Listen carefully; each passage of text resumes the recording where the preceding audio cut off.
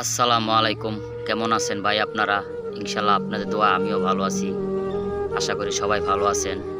তো ভাই, আজকাল অনলাইনে টিকটক, ফেসবুক, ইউটিউবে একটা কথা বলা হয় যে সাপোর্ট করলে সাপোর্ট পাবেন। এটা করেন, এটা করেন, এটা করেন। সাপোর্ট ইনশাআল্লাহ ব্যাক দেব। ভাই যারা এই কথাটা বলেন, একটা জিনিস কি ভাবছেন যে আপনি যে ওয়াদাটা করছেন যে একটা মানুষকে সাপোর্ট করলে সাপোর্ট ব্যাক দিবেন, যদি আপনি এই সাপোর্টটা ব্যাক না দেন তাহলে আপনার এই জবান জুট হয়ে যাবে। আর জবান জুট হয়ে গেলে আল্লাহ পাক রব্বুল আলামিন জবান জুটকারীকে কখনই পছন্দ করে না। আপনাকে এই জবানের জন্য এই হাসরের ময়দানে একদিন জবাবদিহি করতে হবে।